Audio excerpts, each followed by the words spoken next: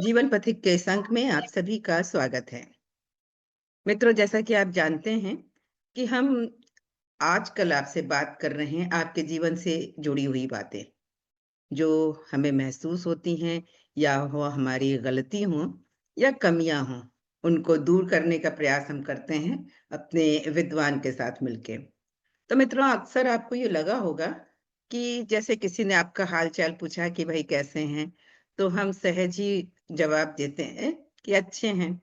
लेकिन कभी अपने दिल पे हाथ रख के ये पूछिए कि क्या आप सचमुच अच्छे हैं? क्या आप सचमुच प्रसन्न हैं? या सचमुच सुखी हैं? या हम सिर्फ दिखावा करते हैं? और अगर हम दिखावा करते हैं, तो वो दिखावा हमें कितना संतुष्ट करता है? या ये दिखावे की दुनिया से हम कैसे मुक्त हों? ये आर्टिफ़िशियल दुनिया जो है, जिसको हम ये दिखाना चाहते हैं सामने वाले को कि हम बहुत प्रसन्न हैं, तो इससे कैसे मुक्त हों? मुझे कभी-कभी ऐसा लगता है कि ऐसे में घुटन ज़्यादा होती है। ऐसे में लगता है कि हमने ऊपर से कोई आवरण ओढ़ रखा है। हम प्रसन्न तो नहीं हैं, लेकिन प्रसन्न होने का दिखावा कर रहे हैं। और मित्रों, एक बात तो सच है कि हकीकत से ज़्यादा मुश्किल है दिखावा की ज़िंदगी जीना। तो ये बात हमने अपने विद्वान मित्र के सामने रखी, अपने नहीं, हम सबके मित्र के सामने। क्योंकि अब वो हम सबके भी मित्र हैं, अपनी चिरपरिचित मुस्कान से अपनी पहचान बनाने वाले और जो हमसे जुड़ते हैं वाराणसी से। तो आइए इनसे इस विषय पे बात करें कि दिखावे की ज़िंदगी से हम कैसे मुक्ति पाएँ? सचमुच का आनंद हमें कैसे मिले? तो चलिए स्वागत करें अपने विद्वान मित्र का। तो डॉक्टर गौतम चटर्जी, आपका इस अंक में हम सब की ओर से स्वागत है। आपका भी अभिनंदन मेनका जी। आनंद आनंद आनंद। तो गौतम जी, ये बताइए कि आप सचमुच कैसे हैं? सुखी हैं, आनंदित हैं, प्रसन्न हैं? मैं सुंदर हूँ, मुक्त हूँ, आनंदित हूँ और सभी का कल्याण हो, यही भाव रहता है।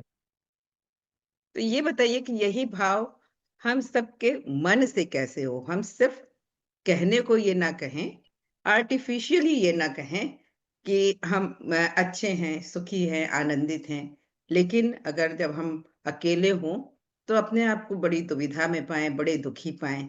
ये जो आर्टिफ़िशियल वाली ज़िंदगी है, इसको कैसे इससे मुक्ति पाएँ और इसके लिए क्या उपाय हैं? ये कहाँ तक सही है? अब इस विषय पर या इस समस्या पर या इस प्रश्न को कैसे अप्रोच करें, ये एक बहुत ही इम्पोर्टेंट सा मोड़ हो सकता है। हम लोग सब कुछ करते हैं अपने देश में, अपने परिवेश में, जैसे जैसे बड़े होते हैं और सब कुछ करते हैं। एग्जाम के लिए प्रिपेयर करते हैं, जॉब के लिए प्रिपेयर करते हैं, समाज में अपनी प्रतिष्ठा के लिए प्रिपेयर करते हैं। लेकिन कोई जो सबसे इम्पोर्टेंट प्रिपरेशन है वो शायद नहीं करते हैं, सेल्फ प्रिपरेशन, कि हम दूसरे पर आश्रित ना हो। अगर अकेले फील कर रहे हैं, किसी से बात करना चाहते हैं, अकेलापन महसूस हो रहा है, तो उसकी क्षतिपूर्ति के लिए हम किसी को कॉल न करें, किसी व्यक्ति का इंतजार न करें, दोस्त न बनाएं। ये सेल्फ प्रिपरेशन है कि हम, हमारे पास जो अकेलापन है, हमें कोई महत्व नहीं देता। इस स्थिति को देखते हुए हम किस तरह से अपने आप को प्रिपेयर करें कि हम बेघर न हो, कि कोई मुझे संभाले, कोई मेरे अकेलेपन को दूर करे, कोई संग निभाए, कोई मुझे कुछ दे। तो उसमें क्या होता है, सेल्फ प्रिपरेशन नहीं होने से ये सारी दिक्कतें होती हैं। हम लोग सब कुछ करते हैं जीवन में, सेल्फ प्रिपरेशन नहीं होता है, क्योंकि सेल्फ को नहीं समझते और सब कुछ को समझने जाते हैं, खुद को नहीं जानते और पूरी पृथ्वी की एक एक चीजों को जानने जाते हैं। बस इतनी सी बात है। अब होता यह है कि मान लीजिए हम चाहते हैं कि लोग हमें महत्व दें, हमारे ऐश्वर्य को, हमारी प्रतिष्ठा को, हमारी प्रशंसा करें और सारी चीजों को देखें और लगे कि मैं भी कोई एक एप्पल हूँ, सभी आईज का, एन एप्पल ऑफ एवरीबॉडीज आई, ये चाहत होती है। गुलाब की ये चाहत नहीं होती है। पेड़ पर कोई चिड़िया के बैठी, कुछ चहकी और उड़ गई, उसकी चाहत नहीं हुई, है ना। लेकिन आदमी ये चाहता है, पशु पक्षी, वृक्ष, वनस्पतियां, ये सब लोग ये नहीं चाहते हैं। और वृक्ष को ही औषधि भी कहते हैं। मेरे साथ ये दिक्कत है कि मैं कोई एक शब्द जब बोलता हूँ तो उससे जुड़ी ऐसी बातें भी आ जाती है कि लगता है कि अगर इसको भी लोगों के अगर काम आ सके जानने पर, तो जैसे ऐसे वृक्ष जिसमें बिना फूल के जो फल लगते हैं, और ऐसे वृक्ष जिसमें फल लगते ही फिर वृक्ष सूख जाते हैं। फिर अगर मौसम बदला, बारिश हुई, तो वो फिर से वो पेड़ लगता है। जिसमें ऐसा होता है कि एक बार फल लगने के बाद उसमें फिर फल नहीं लगता, उसको औषधि कहते हैं उस वृक्ष को। और जहाँ पर बिना फूल के ही फल लगते हैं, उस वृक्ष को कहते हैं वनस्पति। तो एक शब्द को संभाल के ये बोलते हैं। ऐसा लगता है कि मैं बहुत कैजुअली बोल रहा हूँ, लेकिन सारे शब्द सुविचारित रहते हैं। तो होता क्या है कि अगर मेरी कहीं भी छोटी सी प्रशंसा या प्रतिष्ठा हो गई, या नहीं हुई, लेकिन मैंने अपनी इमेज ऐसी बना ली, मैं कुछ हूँ, तो उसको मेंटेन करने में हम कुछ भी खोने को तैयार है। वो छोटी सी हमारी प्रतिष्ठा हमारे लिए ईगो ईगो होती है। और हम भले ही तमाम मुसीबतों से जूझते जाएं, शारीरिक रूप से असमर्थ, अक्षम, अशक्त या अस्वस्थ हो, आर्थिक रूप से बिल्कुल निर्बल होते चले जाएं, लेकिन सामने जो मैंने अपनी इमेज दुनिया के सामने बनाई है, वो नष्ट नहीं होनी चाहिए। वो ईगो होता है। भले ही हम बाहर सबके सामने उसकी प्रतिष्ठा रखें और भीतर सुसाइड कर लें, क्योंकि सुसाइड ही रियलिटी थी, या जो रियलिटी थी उसको हम फेस नहीं कर पाए। जो लोग फेस नहीं कर पाते हैं वो लोग तो दुनिया को बताते हैं कि हम आर्थिक रूप से हमारी जो भी प्रॉब्लम है उसको हम सॉल्व नहीं कर पा रहे हैं, इसलिए सामूहिक रूप से या अकेले सुसाइड कर रहे हैं, जैसे किसानों की आत्महत्या। लेकिन ज्यादातर दुखद वो लोग, उन लोग का जीवन है जिन्होंने, मान लीजिए, छोटी सी एक अपनी इमेज बनाई, लोगों ने प्रशंसा की, और नहीं भी की तो मैंने बना ली कि मैं कुछ हूँ। विशेषकर हम लोग फिल्म इंडस्ट्री में देख सकते हैं, जब कोविड का समय हुआ था, बहुत सारे आर्टिस्ट या फिल्म और म्यूजिक से जुड़े बहुत सारे लोगों ने सुसाइड किया था। तो दरअसल सुसाइड लोग इसलिए करते हैं, या तो डिप्रेशन में, प्रोलॉन्ग डिप्रेशन से गुजर रहे हैं तब होता है, या अचानक से कोई एक इमोशनल अंडर करंट आया और उसमें कर लिया। लेकिन जो तीसरी स्थिति है आर्टिफिशियल लाइफ की, कि हमने कोई एक सीरियल किया और उसको लोगों ने देखा, देश भर के लोगों ने, हमने कोई गाना गाया, पूरे देश भर के लोगों ने सुना, कोई एक फिल्म की, देश भर के लोगों ने देखा सुना, बस उसके बाद हमारे पास कोई काम नहीं। लोगों ने हमको पहचाना, हमारी थोड़ी सी पहचान बनी, और फिर भूल भी गए लोग, लेकिन हम उस पहचान को लेकर जी रहे हैं।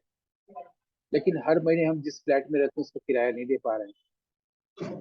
हमारे पास आर्थिक संकट है, खाने पीने के लिए कुछ नहीं। अगर हम समृद्ध परिवार से नहीं आते हैं और बॉम्बे में जाके स्ट्रगल कर किए हैं, परिवार से भी कोई कनेक्शन नहीं, क्योंकि जब हम अपनी स्थिति में आए हैं तो फिर मैंने परिवार को भी उसी ढंग से एरोगेंटली बिहेव किया कि तुम लोग कुछ नहीं हो, देखो मैं कितना महान हूँ।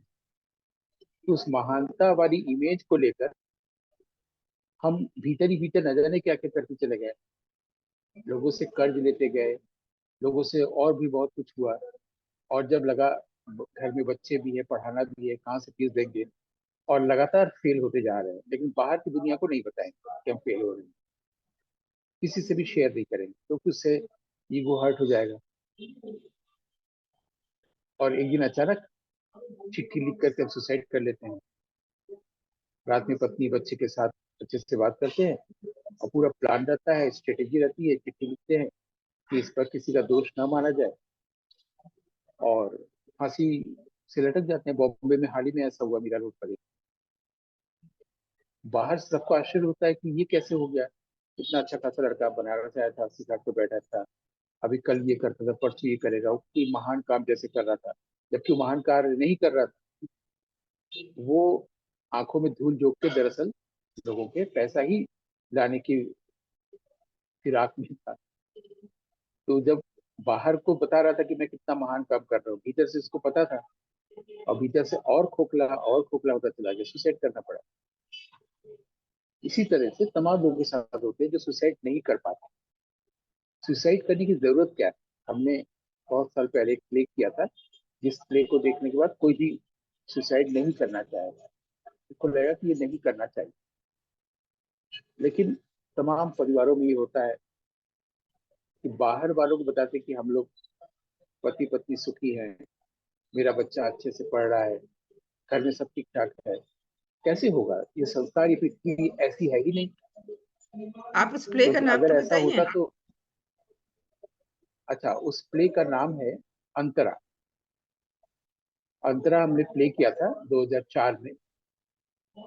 और उस प्ले में उसका शिल्प ऐसा था कि 45 मिनट तक सिर्फ नायक रहेगा मंच पर, और वो मृत्यु से संवाद करेगा, मृत्यु नेपथ्य में रहेगा। फिर अगले 45 मिनट में नायिका रहेगी, वो मृत्यु से संवाद करेगी। और फिर बाद में वो मृत्यु से बोलती है कि तुम, उसने आत्महत्या की है, और वो बताता है कि मैं बहुत तड़प रहा हूँ, क्योंकि अब मेरे पास सोने की प्रॉब्लम थी, मैं सो नहीं पा रहा था तो सुसाइड किया था। और अब मेरे पास बॉडी भी नहीं है, नींद पूरी नहीं कर पा रहा हूँ, तो मुझे थोड़ी देर के लिए एक बॉडी दे। तो वो जो लड़की रहती है अंतरा, वो उसकी प्रेमिका, वो उसका प्रेमी, तो मृत्यु से बोलता है, याचना करती है कि दे दो थोड़ी देर के लिए। तो मृत्यु बोलता है कि इस बार मैं, पिछली बार सावित्री के झांसे में आ गया था और उसका आशीर्वाद दे दिया था, 100 पुत्रों की माँ बनो।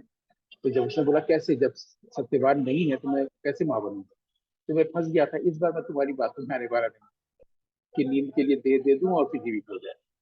फिर अंतरा बोलती है कि तुम्हें देने की जरूरत ही नहीं, मैं तुमसे कुछ मांगती ही नहीं, मैं बेगर नहीं रहूंगा, मैं खुद उसको दे दूंगी। तो मृत्यु बोलता है कि भाई, तुम देह जैसे ही दोगी वो मेरे पास आएगा। मृत्यु हो रही है, तो वो बोलती, मैं उसको ऐसी चीज की देह दूंगी वो तुम्हारे पास नहीं जाएगा, मैं प्रेम की देह दूंगी।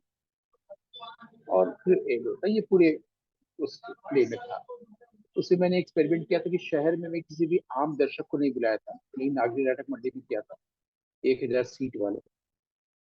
और सिर्फ शहर के आर्टिस्टों को बुलाया था, साहित्यकार, संगीतकार, और जितने भी प्रकार के कलाकार, सबको, पेंटर। और उसमें पहली वाली पंक्ति में सब टॉलवर्स लोग थे, शहर के बुजुर्ग लोग, किशोर महाराज जी थे। यहाँ पर एक नाट्य समारोह शुरू किया गया था, उसको पहला था वो, और हमको बोला गया था कि स्टार्ट करने के लिए। तो हमने वो अंतरा नाम से नाटक किया। उस प्ले को देखने के बाद कोई भी व्यक्ति दोबारा कभी आत्महत्या के लिए नहीं सोचेगा। मन में आता है, सुसाइडल टेंडेंसी होती है लोगों में, जब बहुत तकलीफ होती है, लगता है कोई रास्ता नहीं, तो सुसाइड करने की टेंडेंसी होती है। लेकिन उसको ये बताया गया था नाटक में कि अगर आप जिन परिस्थितियों के कारण से कर रहे हैं आत्महत्या, आपको फिर से शरीर मिलेगा और वही परिस्थिति फिर आएगी उसी उम्र में। तो बार बार आप उससे बचने के लिए आत्महत्या करेंगे, बार बार वो परिस्थिति आएगी, इस परिस्थिति को एक बार ओवरकम कर लीजिए। ये समझाने के लिए, ऐसा देखना सिखाने के लिए आर्ट हमारे देश में नहीं है। दूसरी प्रकार का आर्ट है, बोगस आर्ट जिसको कहें, इसमें सिर्फ अपनी प्रतिष्ठा हो, हम महान काम किए, मैं नट सम्राट हूँ, ऐसा कुछ बताने वाला। तो लोक कल्याण के लिए हमारे यहाँ नाट्य कर्म भी नहीं होता, रख करके होता, तो वो हम लोगों ने किया। फिर ये जब हमारे यहाँ एक लड़के को मैंने देखा, बहुत ही अच्छा लड़का, यूनिवर्सिटी में फाइन आर्ट्स में पढ़ता था, और बहुत अच्छा लड़का, धीरे धीरे बॉम्बे गया।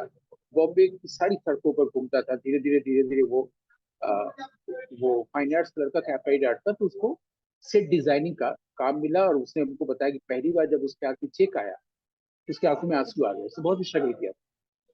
धीरे धीरे गो करके उसने अपनी एक जगह बनाई, और जगह बनाने के बाद वो फिल्म भी बनाने लगा, और उसकी प्रशंसा होने लगी। यहीं पर वो व्यक्ति तुरंत खत्म हो गया, मर गया कहा जाए, और उसका ईगो सामने आ गया। अब वो ईगो जीने लगा, मतलब उससे बात करने के लिए पहले आप ईगो से बात करिए, फिर उससे मिलिए, वो तो पहले ही खत्म हो गया है। बाद में उसी ने सुसाइड किया अभी हाल ही में, अभी 1 महीना भी शायद नहीं हुआ है, या अभी भी 1 महीना। तो इस ये जो चीजें है ना, हम बाहरी दिखावे की रक्षा करेंगे, वो दरअसल ईगो होता है। आर्टिफिशियल लाइफ के पीछे मुख्य चीज होता है ईगो, कि हम सब कुछ छोड़ने को राजी है। माता पिता, भाई बहन, पति पत्नी, प्रेमी प्रेमिका, गुलाब का फूल, चिड़िया, प्रेम, संगीत, गुरु, सब छोड़ने को राजी है, ईगो को नहीं छोड़ेंगे। बस इतनी सी दिक्कत होती है। लेकिन अगर वो थोड़ा सा सोचे कि तुम किस चीज के लिए ईगो है, या यहाँ पर सुख की चाह क्यों कर रहे हो जिस पृथ्वी में सिर्फ दुख है। अगर ऐसा नहीं होता तो बुद्ध कहते ही नहीं कि प्रथम आर्य सत्य दुख है। इस पृथ्वी, ये पृथ्वी बनी है, यहाँ पर आप क्यों चाह रहे हैं सुख।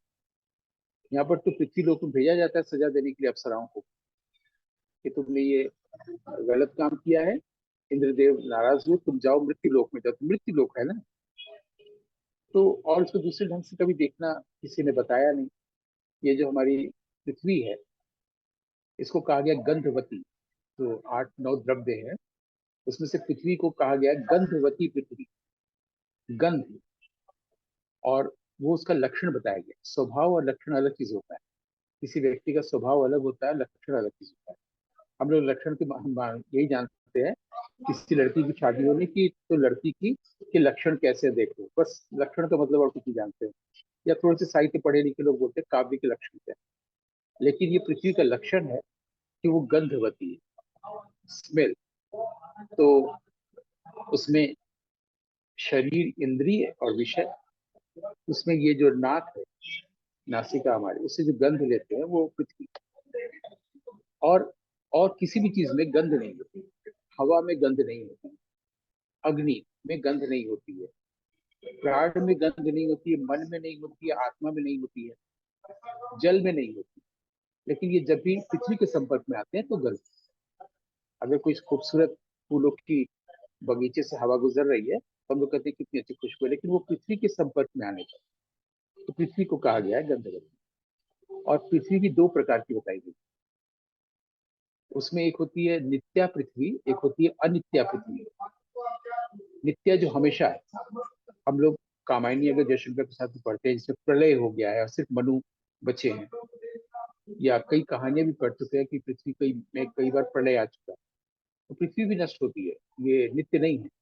लेकिन एक नित्या पृथ्वी भी होती है जो कभी नष्ट नहीं होती, जो परमाणु रूपा है। परमाणु को हमारे यहाँ, अब तो हम लोग एटम और इलेक्ट्रॉन प्रोटॉन ये सब समझते हैं, सबसे छोटा कण माना गया है। धूल का 60वां हिस्सा। अगर दिन में हम 10 बजे सूरज की रोशनी कहीं छन के आ रही है कमरे में, उसमें कुछ उड़ते हुए धूल देखते हैं, उसका 60वां हिस्सा जो है परमाणु, या छठा हिस्सा मान लीजिए। ये हमारे यहाँ महर्षि कणाद हुए हैं वैशेषिक दर्शक के, उन्होंने परमाणु के आधार पर पूरा भारतीय दर्शन बताया है। तो उसमें बताया गया कि जो परमाणु स्वरूपा पृथ्वी है, आप सब कुछ नष्ट हो जाएगा लेकिन वो परमाणु नष्ट नहीं होगा। तो वो पृथ्वी हमेशा नित्य है, वो कभी भी नष्ट नहीं होती। और एक होता है इन परमाणु से बन के जो रूप तैयार होता है, जो पृथ्वी बनी है, वो जो रूप है ये बनने वाला, उसको कहा गया कि कार्या पृथ्वी। कार्य जहाँ पर हुआ, मैंने कई परमाणु से बनती कोई एक चीज है। जैसे मान लीजिए ग्लास है, सिलिकॉन से बना हुआ है या सिलिका से बना हुआ, ग्लास टूट गया लेकिन वो नष्ट नहीं हुआ। जो सिलिका है उससे फिर जोड़ के आप फिर से एक बना सकते हैं। शीशा है, कोई भी चीज है, तो जिस चीज वो फिर से जो परमाणु नष्ट नहीं होता, वो पृथ्वी कभी नष्ट नहीं होती, नित्या पृथ्वी है। और जो कई परमाणु से मिल के बन के तैयार होती है, वो कार्य से बनता है, वो नष्ट होती है, वो अनित्य है। तो ये सारी बातें कही गई हैं हमारे यहाँ ग्रंथ और शास्त्र में। किस ग्रंथ में कही गई है, तो एक ग्रंथ है तर्क संग्रह, उसमें ये सब बात कही गई है। अब जब हम लोग गहराई से सब जानते हैं और जानने के बाद अपने आप को प्रिपेयर करते हैं, और हमको इस जीवन की वास्तविक उपलब्धि होती है, उस परम तत्व को जानते हैं, उस परम तत्व को जो राम या कृष्ण या शिव नहीं है, क्योंकि जो रावण को मारता है वो राम है, वो परम तत्व नहीं है। जो कंस को मारता है वो कृष्ण है, वो परम तत्व नहीं है। और जो दक्ष यज्ञ विध्वंस करते हैं वो शिव है, वो परम तत्व नहीं है। ये कबीर साहब कह रहे हैं अपनी रमैनी में।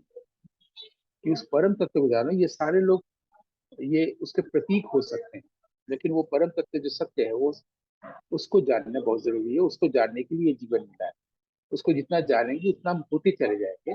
उसका साक्षी नहीं होंगे हम, उसको देखेंगे नहीं, सीयर नहीं होंगे, सी नहीं होगा, बीइंग हो जाएगा, हम ही वो हो जाएगा। तो जब इस इतने खूबसूरत चीज के लिए जीवन मिला है तो आत्महत्या क्यों करते हैं? और जब ये मिलता है तब लगता है कि क्यों हम आत्महत्या करने गए थे, कब हम क्यों हम सोच रहे थे। तो इस असुंदर में सुंदर को देखना, सारे दुख भरी पृथ्वी में इस आनंद को पाना, ये एकमात्र जीवन है।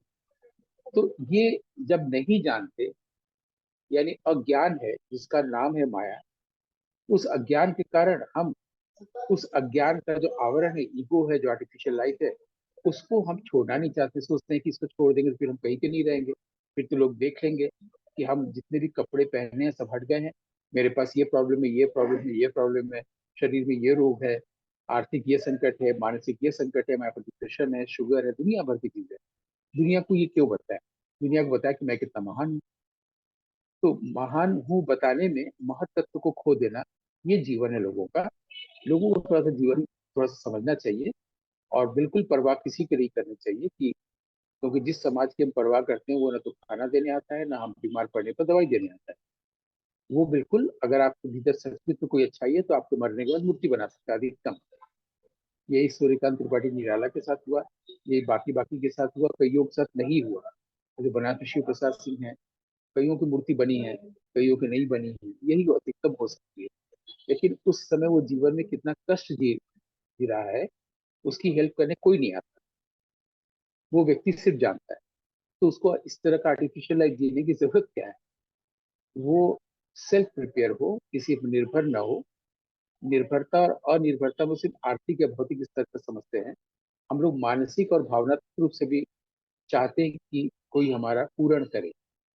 क्यों करे? हम बेगर नहीं है। तो सेल्फ प्रिपरेशन नहीं होने के कारण आदमी ये जीता है। और फिर जब वो देखता है कि वो सब में वो फ्री है, तब वही, जैसा कि जय कृष्णमूर्ति कहते हैं कि आप हनी बनाइए, बीज खुद ही आएंगे। जहाँ ज्ञान होगा, जहाँ प्रेम होगा, अपने आप ही मधुमक्खियां भी आएंगी उस हनी की तरफ। तो पता नहीं मैं आपके विषय या समस्या या प्रश्न को कितना टच कर पाया, लेकिन बस यही लगा कि ईगो को ही हम लोग फिर से एक बार बात कर रहे हैं। जो आर्टिफिशियल लाइफ हम लोग जीते हैं सबके साथ है, बाहर कुछ दिखाना, भीतर कुछ होना, ये जो कंट्राडिक्शन है, इसको तुरंत छोड़ देना चाहिए। आदमी को जैसा है जो है उसको किसी से बताए नहीं, संवाद न करे, खुद पहले देखे, स्वीकार करे कि क्या है एक्चुअली। और जब उसको एक्सेप्ट करता है व्हाट इज को, तो व्हाट इज का जो बड़ा रूप है वो उसको हेल्प करने लगता है, और हेल्प कर रहा है ये दिखने लगता है। तब उसको लगता है कि हम इसे बेकार में हम कुछ नहीं कर रहे हैं, कोई मेरी बहुत अच्छी तरह से ख्याल रख रहा है। और वो चींटी से लेकर के जिराफ तक सबका ख्याल रखता है। चींटी के पाँव में घुंघरू बाजे तो भी साफ सुनता है। तो सबका ख्याल रख रहा है, हम क्यों परेशान हो रहे हैं?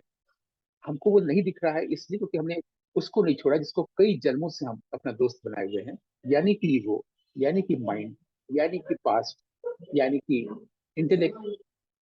तो बार बार इसको कहा जाता है, उसको सिर्फ सुनने की जरूरत है।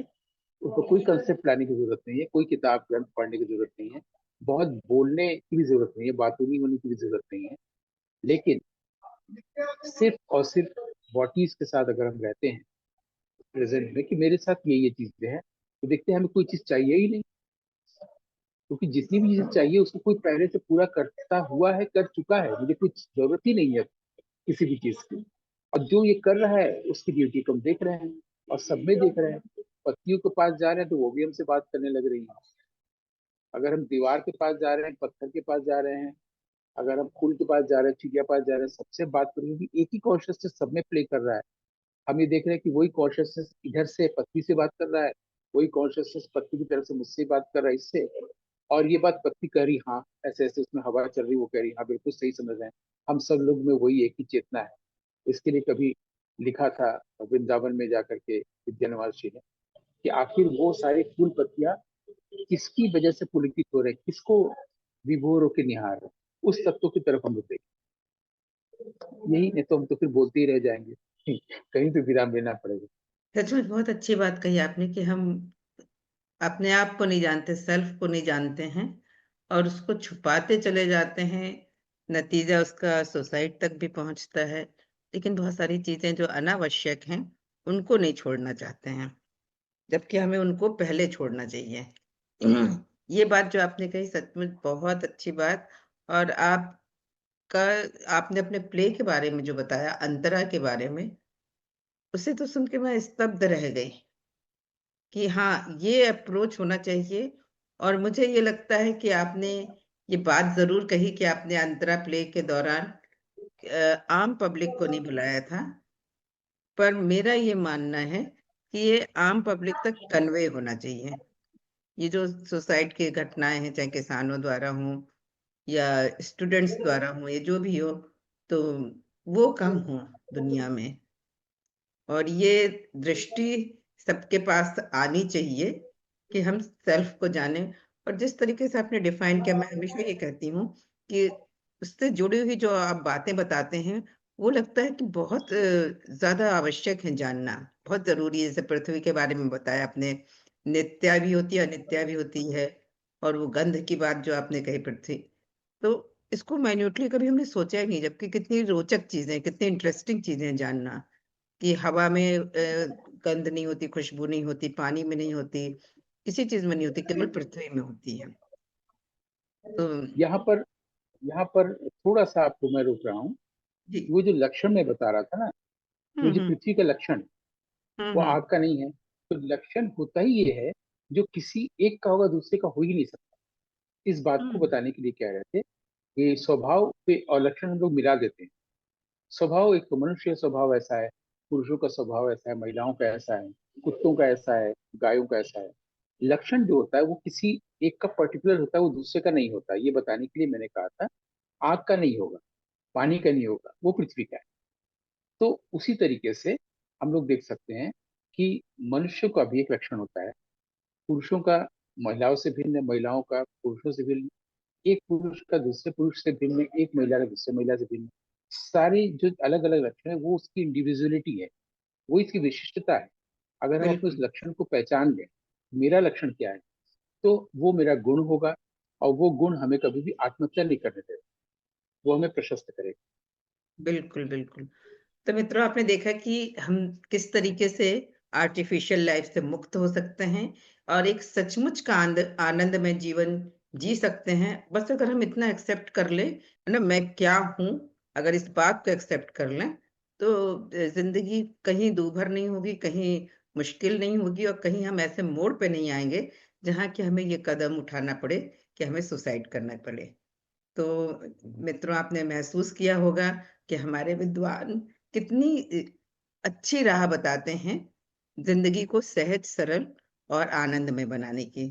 तो डॉक्टर गौतम चटर्जी, आपने इस अंक में जो इतनी ज्यादा महत्वपूर्ण जानकारी दी, उसके लिए हमारी ओर से और हमारे सभी दर्शक मित्रों की ओर से आपका बहुत बहुत धन्यवाद, आभार। आनंद आनंद। काशी से नटराज आश्वस्त। आनंद।